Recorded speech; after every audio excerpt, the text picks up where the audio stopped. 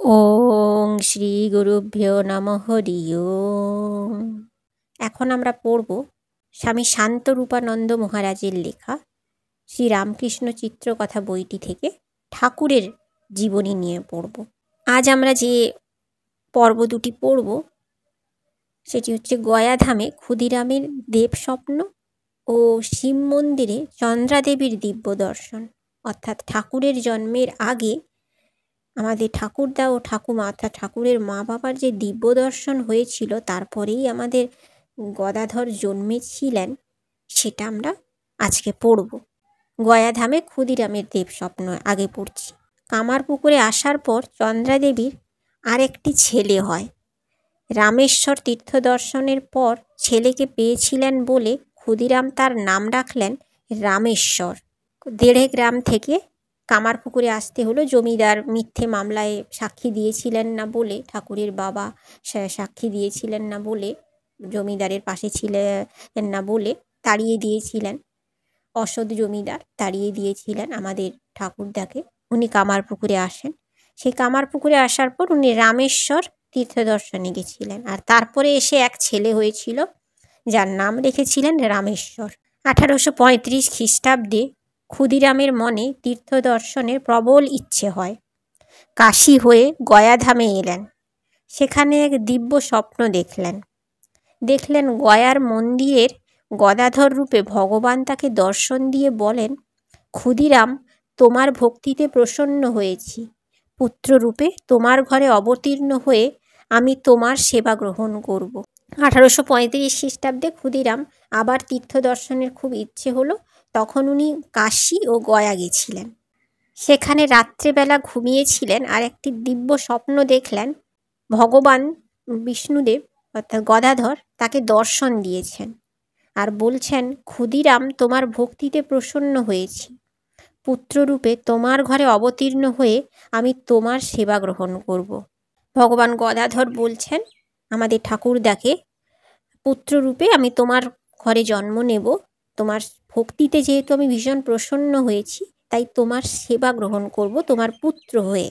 ক্ষুদিরামের আনন্দের সীমা নাই, কিন্তু নিজের দরিদ্রের কথা চিন্তা করে কাঁদতে কাঁদতে বললেন, গরিব আমি, আপনার কি সেবা করতে পারবো? আমাদের ঠাকুরদা তখন বলছেন, আনন্দিত হয়েছেন যেহেতু ভগবান তার স্বপ্নে এসেছেন, কিন্তু এদিকে উনি গরিব, খুব দরিদ্র, অভাব বাড়িতে। তো তাই কাঁদতে কাঁদতে বলছেন, আমি তো গরিব, আপনার কি সেবা করতে পারবো আমি? তখন দিব্য পুরুষ আরও প্রসন্ন হয়ে বললেন, ভয় নাই ক্ষুদিরাম, তুমি যা দিবে তাই আমি তৃপ্তির সঙ্গে গ্রহণ করব। আমার ইচ্ছা পূরণ করতে আপত্তি করো না। বলছেন, আমার ইচ্ছে তুমি। সেই দিব্য পুরুষ বলছেন, ভয় নেই, তুমি যা দেবে আমি তাই গ্রহণ করব, কিন্তু আমার ইচ্ছে যখন হয়েছে তোমার বাড়িতে জন্ম নেব, তখন কিন্তু আপত্তি করো না, আমার এই ইচ্ছেটি তুমি পূরণ করো। বিস্মিত, স্তম্ভিত, পুলকিত ক্ষুদিরাম সহসা জেগে উঠলেন। এক অনির্বচনীয় আনন্দে তার মন প্রাণ ভরে গেল। এ ঘটনার কয়েকদিন পরে ক্ষুদিরাম কামারপুকুরে রওনা হলেন। আমাদের ঠাকুরদা এতে খুব বিস্মিত হলেন, অবাক হলেন এবং খুব স্তব্ধ হয়ে গেলেন কিছুক্ষণের জন্য, যে এমনও স্বপ্ন উনি দেখেছেন যেখানে ভগবান ওনার স্বপ্নে এসেছেন। পুলকিত হলেন, খুব আনন্দিত পেলেন। তারপরে জেগে উঠলেন এবং খুব আনন্দে ওনার মনটা ভরে গেল। তারপরে কিছুদিন পরে উনি তীর্থ থেকে কামারপুকুরে ফিরে এলেন। এরপরে ঠিক সেই সময় যখন গয়াতে ছিলেন আমাদের ঠাকুরদা, সেই সময় মাও এখানে দিব্য দর্শন হলো মায়ের। শিব মন্দিরে দিব্য দর্শন হলো। এদিকে কামারপুকুরে চন্দ্রাদেবীরও এক অলৌকিক দর্শন হলো। একদিন যুগীদের শিব মন্দিরের সামনে দাঁড়িয়ে ধনী কামারিনীর সঙ্গে কথা বলছেন, এমন সময় দেখলেন শিবের গা থেকে জ্যোতি বেরোচ্ছে। জ্যোতিতে সারা মন্দির ভরে গেল আর ঢেউয়ের আকারে তার দিকে ছুটে আসছে। ক্রমে ওই জ্যোতি তাকে ছেয়ে ফেলল, তারপর প্রবল বেগে তার ভেতর ঢুকে গেল। ভয়ে চন্দ্রাদেবী মূর্ছিতা হয়ে পড়লেন। একদিন ধনী কামারিনীর সঙ্গে আমাদের ঠাকুমা চন্দ্রাদেবী যুগীদের শিব মন্দিরের সামনে দাঁড়িয়ে আছেন, কথা বলছেন। হঠাৎ করে দেখলেন সেই শিব মন্দির থেকে একটি জ্যোতি বেরিয়ে আসছে এবং জ্যোতি সারা মন্দির ভরে গেছে। আর তারপরে সেই জ্যোতি প্রবল বেগে তার দিকে ছুটে এসে তাকে ছেয়ে ফেললো এবং সেটি প্রবল বেগে ওনার শরীরে প্রবেশ করে গেল। তখন উনি ভয়ে জ্ঞান হারিয়ে ফেললেন, মূর্ছিতা হয়ে পড়ে গেলেন। ক্ষুদিরাম গয়া থেকে ফিরে এলে চন্দ্রাদেবী তাকে এই দর্শনের কথা বললেন। ক্ষুদিরামও গয়ার স্বপ্নের কথা বললেন। তারপর বললেন, এখন থেকে এই রকম দর্শন ও অনুভবের কথা আমাকে ছাড়া আর কাউকে বলো না। অর্থাৎ এই ধরনের দিব্য দর্শন হলে অন্য কাউকে কখনো বলা উচিত নয়। যেমন আমাদের গুরু আমাদেরকে বলে দেন, এবং স্বামী বিরজানন্দ মহারাজের পরমার্থ প্রসঙ্গ বইটিতেও আছে। মহারাজ, পূজনীয় মহারাজ বলছেন যে কখনো এই দীক্ষার পরে যখন আমরা জপ ধ্যান করছি, তখন যদি আমাদের দিব্য দর্শন হয় কোনো, কিংবা কোনো ঈশ্বরের কোনো অনুভূতি আমরা পাই, তাহলে কিন্তু সেটা কারোর কাছে না বলে শুধুমাত্র গুরুর কাছেই বলতে হবে। একমাত্র গুরুই তার ব্যাখ্যা দেবেন এবং গুরুর কাছেই বলতে হবে, অন্য কারোর কাছে সেটি বলা যাবে না।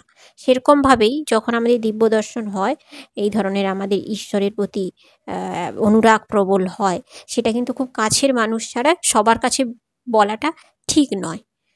তাতে আমাদের মন বিচলিত হতে পারে এবং কেউ আমাদের ভুল ব্যাখ্যাও দিতে পারে।